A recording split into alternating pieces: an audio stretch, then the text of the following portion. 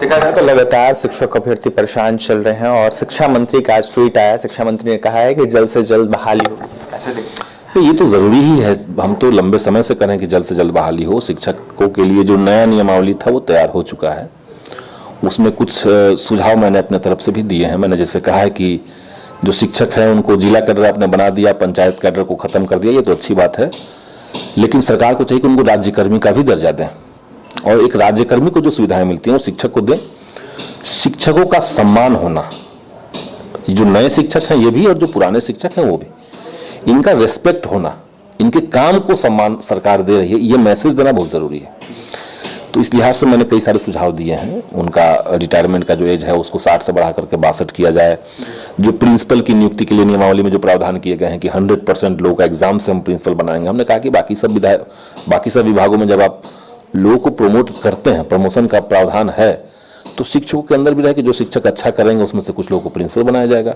तो 50% कोटा आपको प्रमोशन के लिए और 50% आप डायरेक्ट परीक्षा से लीजिए।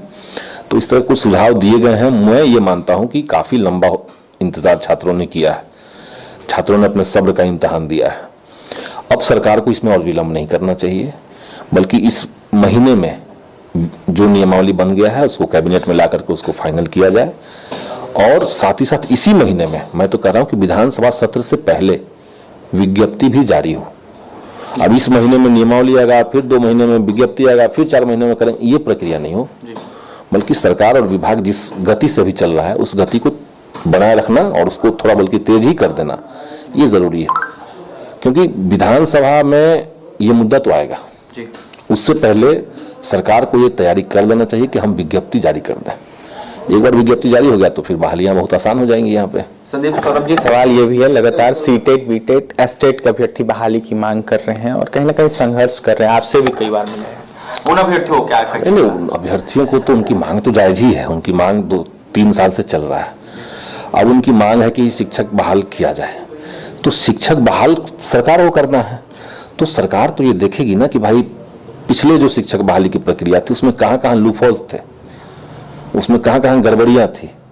जैसे वो ऑनलाइन नहीं था, वो सेंट्रलाइज नहीं था, उसमें बिहार के बच्चों के लिए अलग से कोई प्रावधान नहीं था कि आपके लिए कोई कोटा है। जैसे उसमें मुखिया और जिला परिषद के सदस्यों की से नियुक्तियाँ होती थी।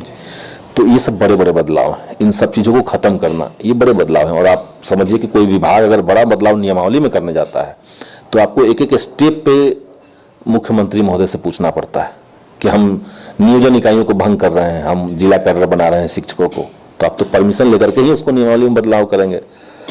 तो ये एक प्रक्रिया थी जिसमें थोड़ा सा विलंब तो जरूर हुआ। इसको और तेज किया जा सकता था, लेकिन देर आए दुरुस्त आए वाला बात है। तमाम अभ्यर्थियों को क्या संदेश दीजिए? मैं अभ्यर्थियों से यही कहूँगा कि बस इस महीने में शिक्षा मंत्री ने भी कह दिया है, हम लोग तो कहीं रहे लगातार, हम लोग लगातार सरकार के ऊपर दबाव भी बनाए रखेंगे। आप लोग शिक्षक बहाली के जो भी अभ्यर्थी हैं वो अपने संघर्ष को, अपनी आवाज़ उठाना जारी रखें।